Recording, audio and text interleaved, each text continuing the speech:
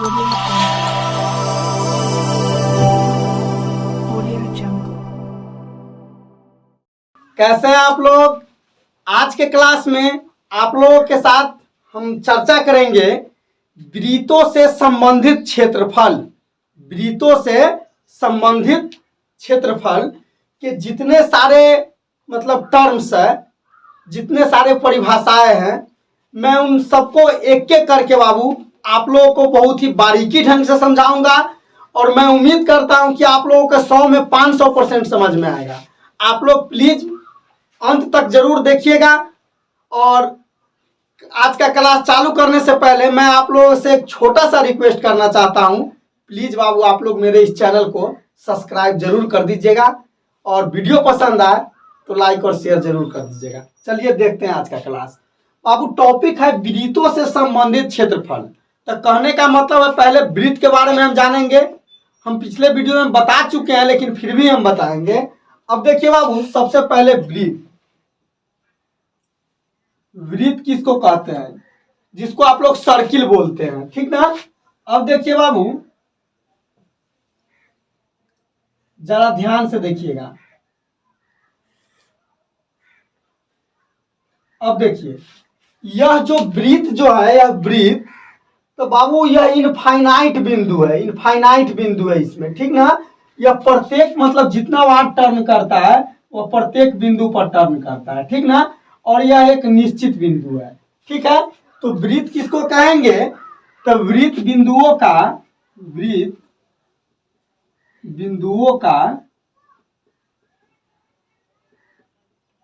वैसा समूह है जिसके सभी बिंदुओं की दूरी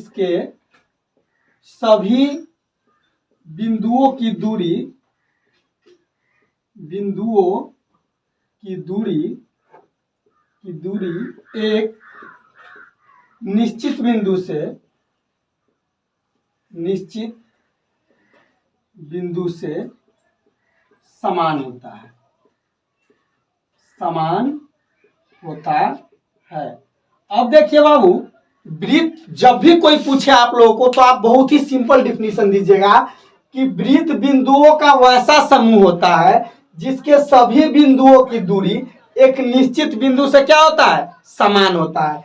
यहां से बाबू कोई भी पॉइंट को अगर वृत्त के मिलाएंगे, कोई भी पॉइंट को मिलाएंगे बाबू, तो वह सब पॉइंट की दूरी क्या होगा? इस बिंदु से समान होगा, ठीक है। तो वृत्त किसको कहेंगे? तो वृत्त बिंदुओं का वैसा समूह है जिसके सभी बिंदुओं की दूरी एक निश्चित बिंदु से समान होता है। अब है बाबू केंद्र। केंद्र किसको कहते हैं? केंद्र तो वृत्त के निश्चित बिंदु को केंद्र कहते हैं। वृत्त का केंद्र कहते हैं। अब देखिए बाबू, वृत्त का केंद्र किसको कहेंगे? तो वृत्त का जो है निश्चित बिंदु है ना, उसी को हम लोग क्या कहेंगे? वृत्त का केंद्र कहेंगे। कोई दिक्कत है? कोई पूछे वृत्त का केंद्र किसको कहेंगे? तो वृत्त के निश्चित बिंदु को वृत्त का केंद्र कहेंगे। कोई दिक्कत? अब है बाबू वृत्त की त्रिज्या। अब जरा ध्यान से देखिए, वृत्त का त्रिज्या किसको कहेंगे? तो वृत्त के केंद्र से परिधि को मिलाने वाली सरल रेखा को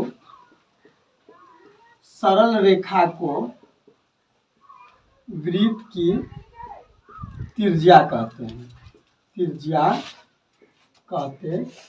हैं। अब जरा ध्यान से समझिए बाबू, कोई पूछे वृत्त का त्रिज्या किसे कहते हैं? तो वृत्त के केंद्र से, यह परिधि है ना वृत्त का, वृत्त के केंद्र से परिधि को मिलाने वाली सरल रेखा को वृत्त की त्रिज्या कहते हैं। यही त्रिज्या हो जाएगा बाबू। और वृत्त पर तो अनंत बिंदु होता है, तो इसीलिए अब ध्यान से देखिएगा नोट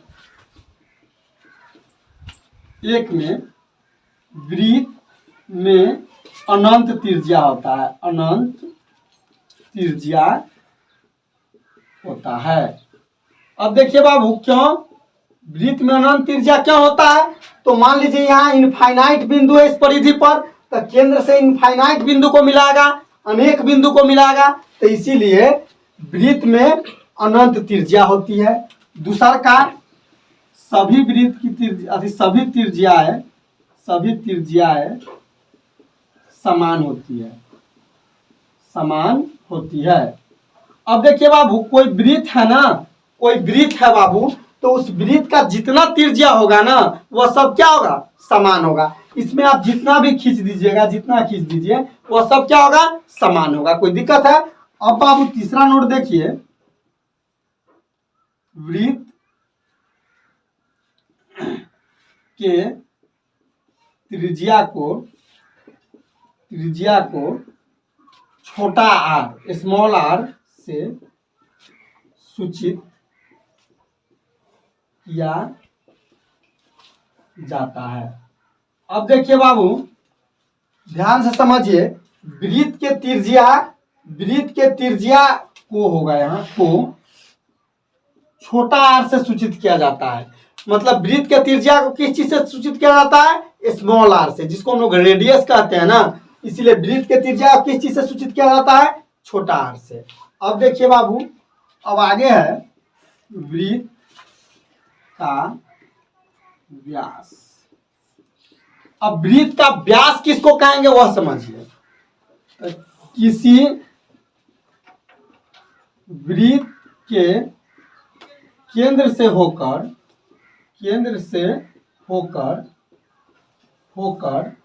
वृत्त के दो बिंदुओं को मिलाने वाली सरल रेखा को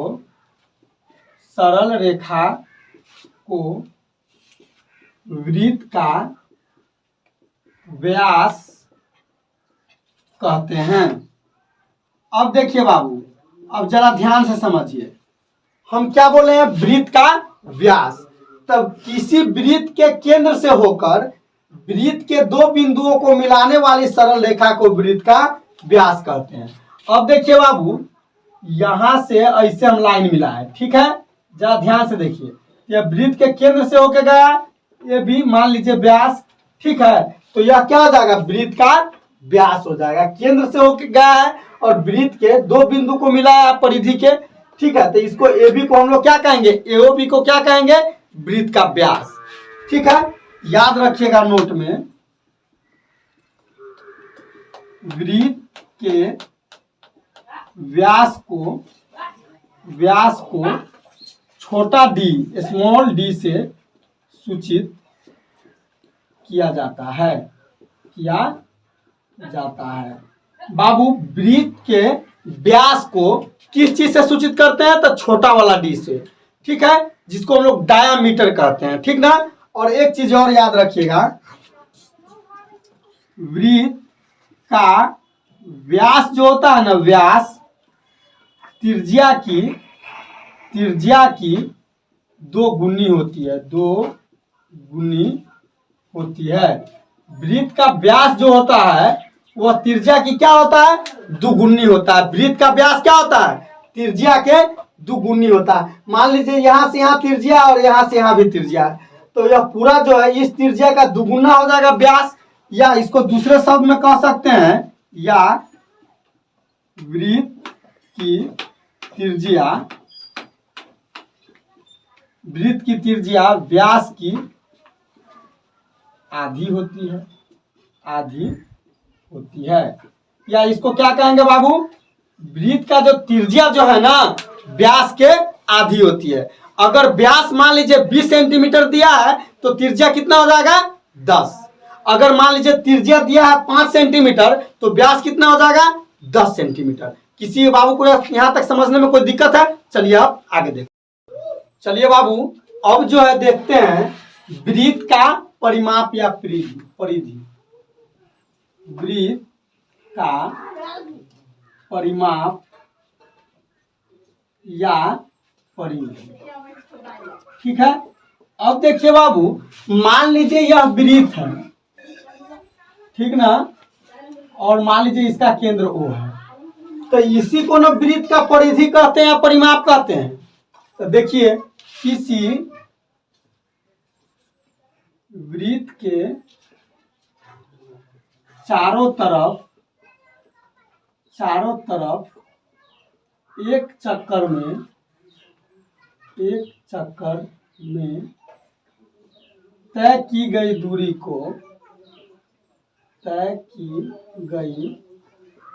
दूरी को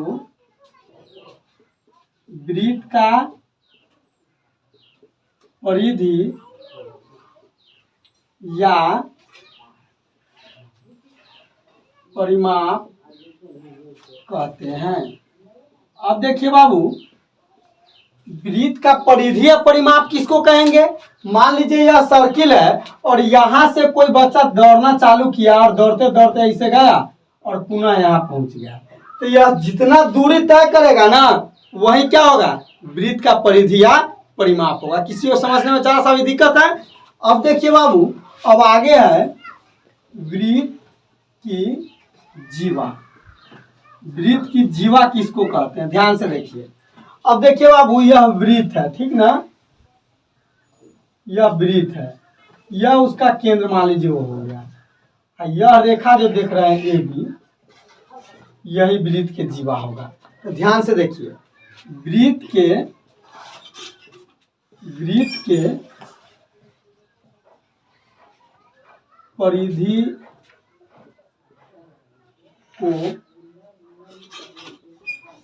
वृत्त के परिधि के दो बिंदु को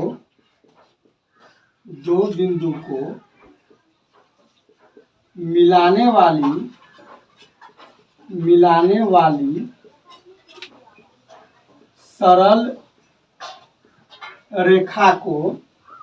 सरल रेखा को वृत्त की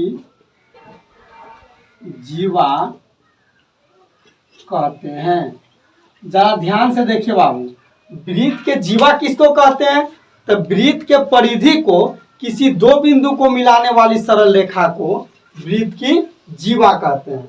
अब देखिए, यहाँ से यहाँ मिला दिया, इसमें कोई टर्म कंडीशन नहीं है कि केंद्र से होकर के जाए या किसी साइड से होकर जाए, आप जैसा मर्जी हो। जैसे मान लीजिए यह भी जीवा हो सकता है, यह भी जीवा हो सकता है, ठीक है, या इसको ऐसे खींचिए, वह भी जीवा हो सकता है, ठीक है। अब देखिए बाबू, नोट याद रखिएगा, नोट, वृत्त के सबसे बड़ी जीवा वृत्त का व्यास होता है, वृत्त का व्यास होता है। अब देखिए बाबू, कोई पूछेगा वृत्त में सबसे बड़ा जीवा कौन होता है? तो वृत्त में सबसे बड़ा जीवा क्या होता है? व्यास होता है। इससे बड़ा जीवा कोई नहीं हो सकता है। कोई दिक्कत है? अब देखिए बाबू, छेदक। अब देखिए, छेदक किसको कहेंगे? वृत्त के दो बिंदुओं को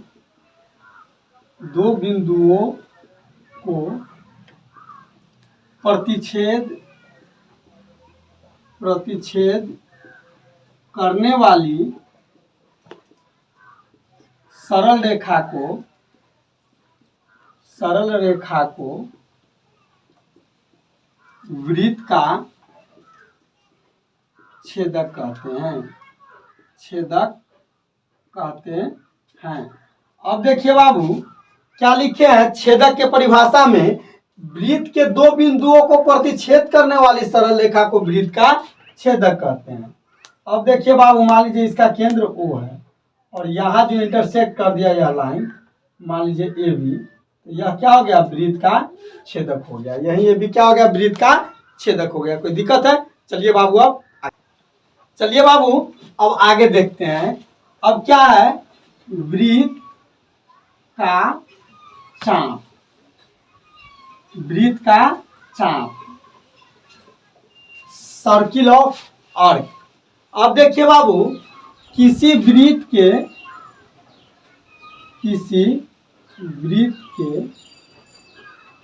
एक सतह खंड को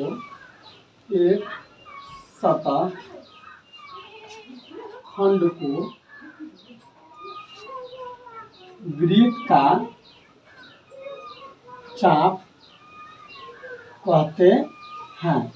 अब देखिए बाबू, वृत्त का चाप किसको कहते हैं? मान लीजिए यह एक सर्किल है, ठीक, इसका केंद्र क्या है? O है, और मान लीजिए यहाँ से यहाँ तक के सतह एक ले लिए हम, ठीक, यह वृत्त का एक सतह ले लिए यहाँ से यहाँ तक, इसका नाम मान लीजिए ए बी दे दिए, ठीक ना, और यहाँ पर सी दे दिए, ठीक है। तो यही जो है ए बी, यह वृत्त का क्या है? चाप है, ठीक है। यहाँ ए बी वृत्त की चाप है, ठीक है। अब देखिए बाबू, चाप को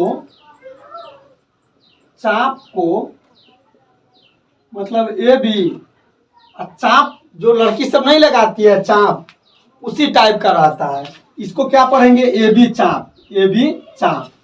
चाप को ए बी चाप से सूचित करते हैं।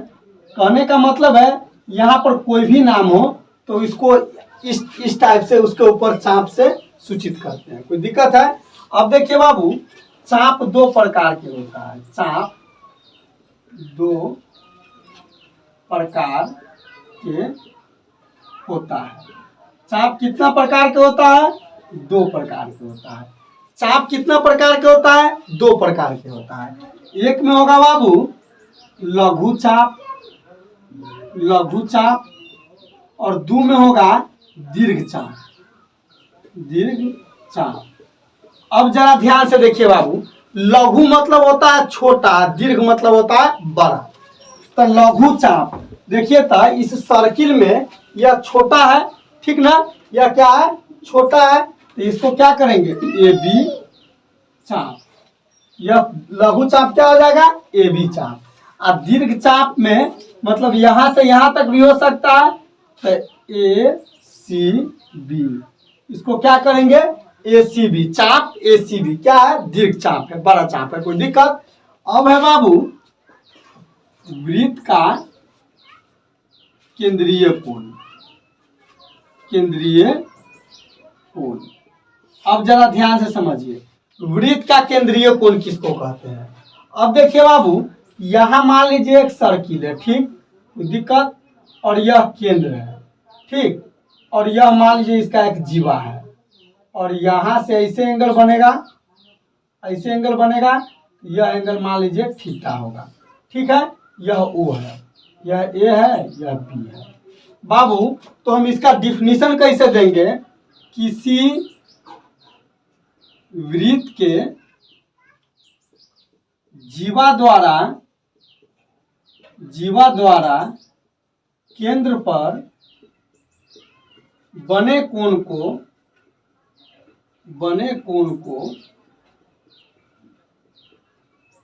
वृत्त का केंद्रीय कोण कहते हैं। वृत्त का केंद्रीय कोण कहते हैं। कोई दिक्कत है बाबू? यहाँ केंद्रीय कोण थीटा है। अब देखिए बाबू, मतलब वृत्त के क्या लिखे हैं? किसी वृत्त के जीवा द्वारा, यह जीवा है ये भी, और जीवा जितना डिग्री का कोण अंतरित करेगा केंद्र पर, उसी को हम लोग क्या कहेंगे? केंद्रीय कोण कहेंगे। कोई दिक्कत है? जरा सा भी समझने में दिक्कत है? चलिए आप आगे चलिए बाबू। अब देखते हैं वृत्त का त्रिज्या खंड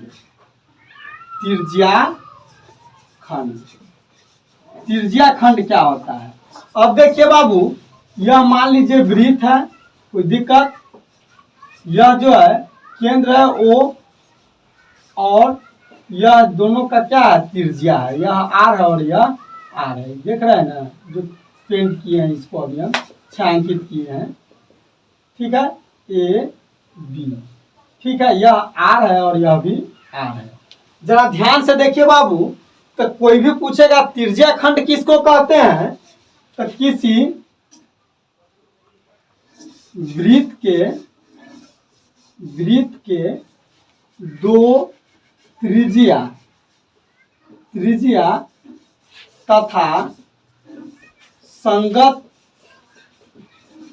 चाप द्वारा घिरे क्षेत्र को वृत्त का त्रिज्या खंड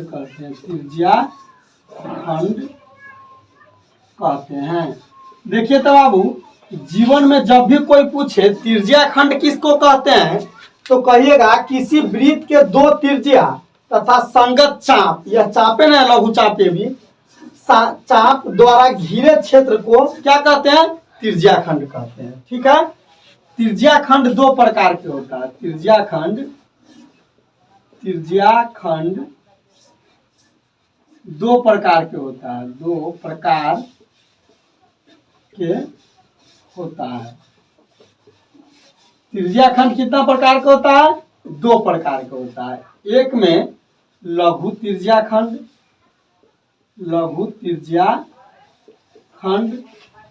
और दो में क्या होता है, दीर्घ त्रिज्या खंड।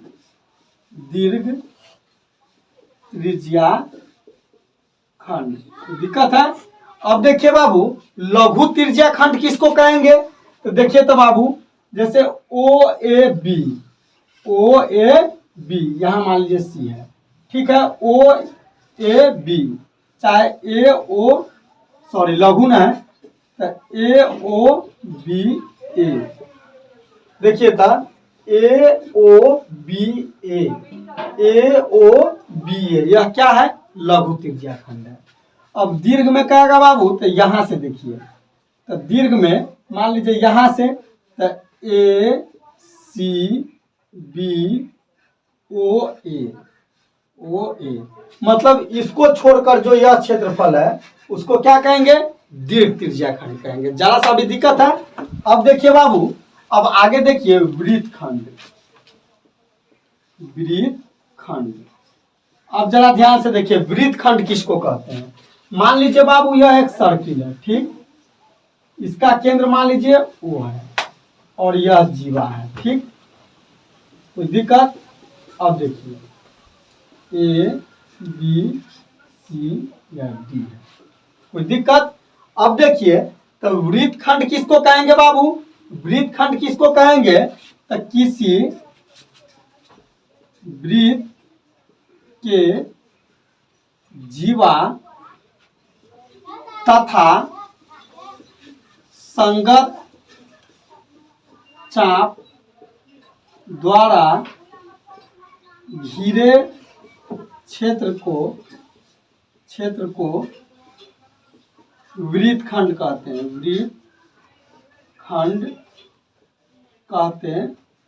हैं। अब जरा ध्यान से देखिए बाबू, वृत्त खंड किसको कहते हैं, तो किसी वृत्त के जीवा और संगत चाप से घिरे क्षेत्र को क्या कहेंगे, वृत्त खंड कहेंगे। बाबू, वृत्त खंड जो होता है, वृत्त खंड दो प्रकार के होता है। वृत्त खंड कितने प्रकार के होता है, दो प्रकार के होता है। एक में होता है लघु वृत्त खंड और दो में होता है बाबू दीर्घ वृत्त खंड। अब जरा ध्यान से देखिए बाबू, लघु वृत्त खंड किसको कहेंगे, तो जो छोटा वाला है उसको लघु कहेंगे। तो छोटा वाला क्या है, यहाँ देखिए था ए बी सी ए, यही ना है लघु वृत्त खंड। और दीर्घ कहेगा बाबू, तो दीर्घ में ए डी बी ए, मतलब यह जो है बाकी वाला वह क्या है, दीर्घ वृत्त खंड है। किसी बाबू को जरा सा भी समझने में दिक्कत है, चलिए आगे देखते हैं। चलिए बाबू, अब कुछ इंपॉर्टेंट नोट्स के बारे में देखते हैं। जैसे पाई एक ग्रीक भाषा का शब्द है, तो उससे पहले आप यह समझिए कि पाई होता क्या है। पाई होता क्या है? जैसे कोई पूछेगा पाई क्या है, पाई क्या है, पाई क्या है, तो वृत्त के परिधि और व्यास के अनुपात को पाई कहते हैं। पाई कहते हैं। बाबू पाई क्या है? तो वृत्त के परिधि और व्यास के अनुपात को पाई कहते हैं। मतलब पाई बराबर आप लिख सकते हैं वृत्त की परिधि बटे वृत्त का व्यास। ठीक है। कोई पूछेगा पाई क्या है, पाई क्या है, तो वृत्त के परिधि और व्यास के अनुपात को क्या कहते हैं? पाई कहते हैं। ठीक ना। यह बाबू किसी भी वृत्त के लिए मतलब लागू होता है। यह क्या है? कांस्टेंट है। यह पाई अचर है। मतलब दशमलव के बाद कुछ डिफरेंस आएगा, लेकिन लगभग वैल्यू जो है 3.14 के करीब ही आएगा। आप कितना भी सेंटीमीटर त्रिज्या का कोई वृत्त खींच लीजिए और वृत्त के परिधि का लंबाई माप लीजिए और उसके व्यास से भाग दीजिए तो हमेशा 22/7 आएगा या 3.14 के करीब आएगा। ठीक है। तो इसीलिए पाई क्या है? तो पाई बाबू वृत्त के परिधि और व्यास के अनुपात को पाई कहते हैं। अब नोट एक में आइए। पाई एक ग्रीक भाषा का शब्द है। पाई कहाँ का शब्द है? ग्रीक भाषा का शब्द है। पाई का मान 22/7 या 3.14 होता है। पाई एक अपरिमेय संख्या है। पाई क्या है? अपरिमेय संख्या है। वृत्त के सबसे बड़ी जीवा क्या होती है? व्यास होती है, बताए हैं। किसी वृत्त पर क्या होता है? अनंत बिंदु होता है। किसी वृत्त के सभी त्रिज्या आपस में क्या होता है? बराबर होता है। किसी वृत्त के सभी व्यास आपस में क्या होता है? बराबर होता है। किसी वृत्त में अनंत त्रिज्या होते हैं, किसी वृत्त में अनंत व्यास होते हैं। किसी वृत्त की त्रिज्या तथा व्यास परिधि पर समकोण बनाता है। यहाँ जरा ध्यान से देख लीजिए। मान लीजिए यह मान लीजिए व्यास है, तो यहाँ 90 डिग्री बनाएगा। ठीक है। यहाँ भी 90 डिग्री, मतलब जहां जाए वहां 90 डिग्री। अगर इसको खाली त्रिज्या कंसीडर करेंगे फिर भी 90 90 90। कोई दिक्कत? मतलब कहने का मतलब है कि किसी वृत्त की त्रिज्या तथा व्यास परिधि पर क्या होता है? 90 डिग्री का कोण बनाता है। चलिए बाबू अब आगे देखते हैं। चलिए बाबू अब अर्धवृत्त किसको कहते हैं वह देखिए। अर्धवृत्त, अर्धवृत्त किसको कहते हैं? तो देखिए तो बाबू किसी भी वृत्त के व्यास वृत्त को दो भागों में बांटती है। दो भागों में बांटती है। प्रत्येक भाग को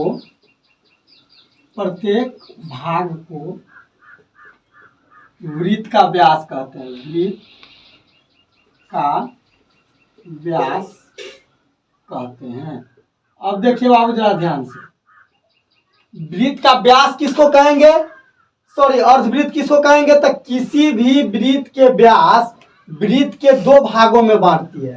प्रत्येक भाग को वृत्त का व्यास कहते हैं। यहां मान लीजिए यह सर्किल है बाबू, और यहाँ जो है यह इसका व्यास है, केंद्र है मान लीजिए वो।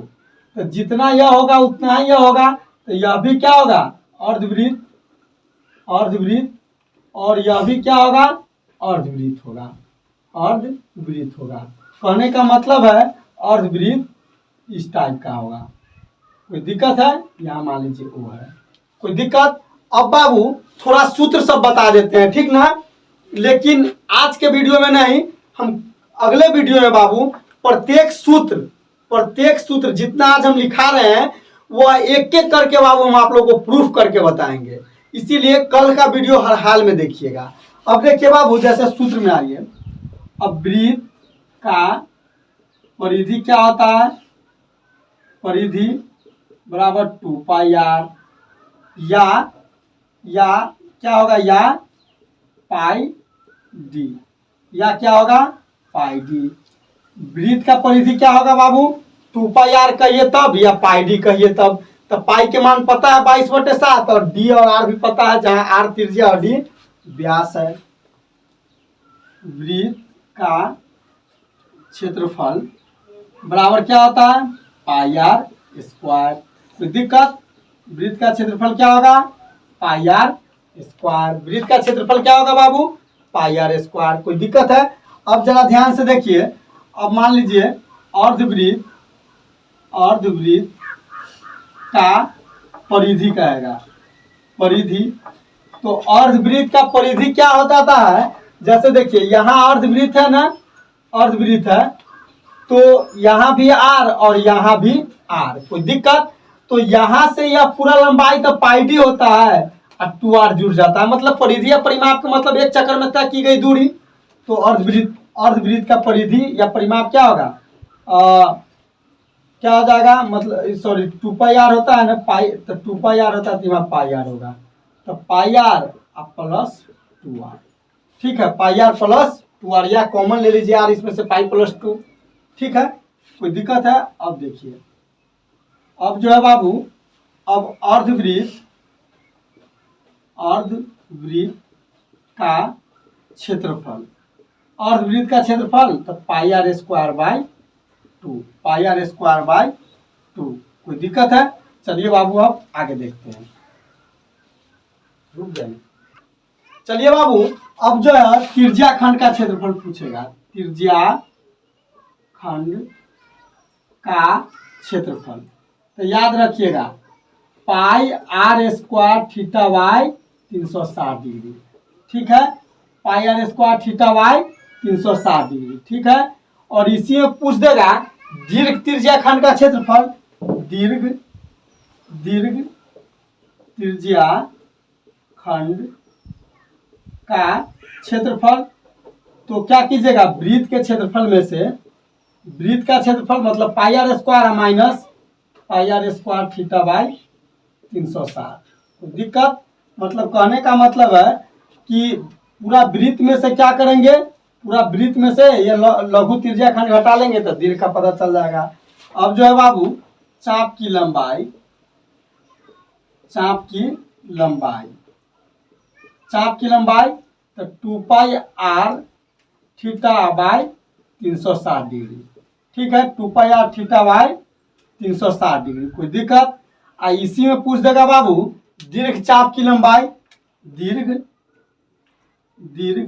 चाप की लंबाई, दीर्घ चाप की लंबाई पूछेगा तो क्या कीजिएगा, पूरा चाप होता है 2πr वृत्त का, तो 2πr minus 2πr theta by 360 degree. कोई दिक्कत? अब देखिए बाबू, अब यहाँ जरा ध्यान से देखिएगा। अब जो है, अब मान लीजिए हमको कहेगा कि वृत्त खंड का क्षेत्रफल, वृत्त खंड का क्षेत्रफल, वृत्त खंड का क्षेत्रफल। उससे पहले आप समद्विबाहु त्रिभुज का क्षेत्रफल देखिए, समद्विबाहु त्रिभुज का क्षेत्रफल, समद्विबाहु त्रिभुज का क्षेत्रफल तो 1/2 आर स्क्वायर साइन थीटा, जहां आर क्या होगा, दोनों वृत्त का त्रिज्या होगा, ठीक है। अब देखिए बाबू, अब कैसे पता कर लेंगे हम, मान लीजिए अब हमरा कहेगा लघु वृत्त खंड का क्षेत्रफल, लघु वृत्त खंड का क्षेत्रफल। देखिए तो बाबू, यही ना होता है लघु वृत्त खंड का क्षेत्रफल, यही ना लघु वृत्त खंड का क्षेत्रफल होगा। तो मान लीजिए यह पूरा हम त्रिज्या खंड के क्षेत्रफल निकाल लेंगे, पूरा त्रिज्या खंड के क्षेत्रफल में से यह त्रिभुज का क्षेत्रफल जो घटा देंगे तो यही ना बचेगा। तो क्या लिखेंगे, त्रिज्या खंड का क्षेत्रफल, त्रिज्या खंड का क्षेत्रफल माइनस त्रिभुज का क्षेत्रफल, त्रिभुज का क्षेत्रफल। कहने का मतलब है त्रिज्या खंड के क्षेत्रफल क्या होता है, pi r square theta by 360 degree minus त्रिभुज का क्षेत्रफल तो 1/2 आर स्क्वायर साइन थीटा। मतलब इससे हम पता कर लेंगे। कोई दिक्कत है? चलिए बाबू अब आगे देखते हैं। चलिए बाबू, अब जैसे पूछेगा दीर्घवृत्त खंड का क्षेत्रफल, दीर्घवृत्त वृत्त खंड का क्षेत्रफल। तो दीर्घ वृत्त के पूछेगा तो पूरे वृत्त में से लघु वृत्त का घटा दीजिएगा। तो वृत्त का क्षेत्रफल माइनस क्या हो जाएगा, लघु वृत्त खंड का क्षेत्रफल। कोई दिक्कत? अब पूछेगा बाबू वृत्त के चतुर्थांश का क्षेत्रफल। वृत्त के चतुर्थांश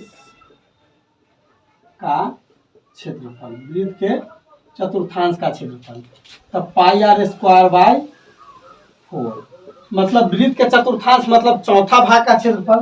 तो क्या हो जाएगा, पाई आर स्क्वायर बाय 4।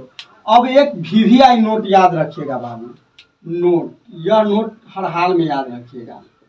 घड़ी की सुई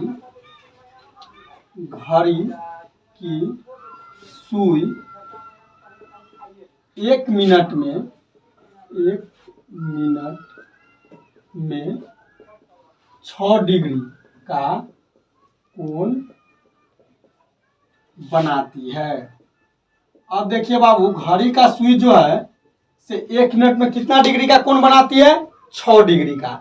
कैसे बनाती है देख लीजिए। अब बाबू यहाँ जरा ध्यान से देखिएगा। मान लीजिए यह वृत्त है, तो वृत्त के केंद्र पर 360 डिग्री का कोण बनेगा। तो यहाँ जो एंगल बनेगा यहाँ वो कितना होगा, 360 डिग्री का होगा पूरे वृत्त पर। ठीक है। और मान लीजिए देखिए तो अब देख लीजिए तो इसको वृत्त के केंद्र पर 360 डिग्री का कोण बनता है। कोई दिक्कत? तो जब वृत्त के केंद्र पर 360 डिग्री का कोण बनता है, जब मतलब 1 घंटा होता है, मतलब जब घड़ी में 1 घंटा होता है। मान लीजिए यहाँ से कोई सुइया बाबू चलना प्रारंभ किया, तो यह घूम के जब 1 घंटा आता है तब ना वह 360 डिग्री का पूरा चक्कर लगा लेता है। तो इसीलिए 60 मिनट बराबर 360 डिग्री। तो इसीलिए 1 मिनट बराबर 360 डिग्री बाई 60 तथा 6 36। तो इसीलिए 1 मिनट में कितना डिग्री का कोण बनाती है, 6 डिग्री का। 1 मिनट में कितना डिग्री का कोण बनाती है घड़ी की सुई 1 मिनट में कितना डिग्री का कोण बनाती है, 6 डिग्री का। बाबू हम उम्मीद करते हैं कि आप लोगों को बहुत ही बेहतर तरीका से और बहुत ही शानदार तरीका से आज का क्लास समझ में आया होगा। बाबू हम अगले वीडियो में आप लोगों के साथ मिलेंगे। मतलब आज जितना सूत्र हम बताए हैं बाबू, उस सारे फार्मूला को एक एक करके बाबू हम प्रूफ करके आप लोगों को बताएंगे अगले क्लास में। ठीक है। और मैं लास्ट में आप लोगों से एक रिक्वेस्ट करता हूं, प्लीज बाबू अगर मेरा पढ़ाई आप लोगों को जरा सा भी इम्प्रेस कर पाता है तो आप लोग मेरे इस चैनल को सब्सक्राइब कर दीजिए और मेरे वीडियो को लाइक और शेयर जरूर कर दीजिएगा। चलिए बाबू आज के लिए बस इतना ही। थैंक यू, धन्यवाद, शुक्रिया।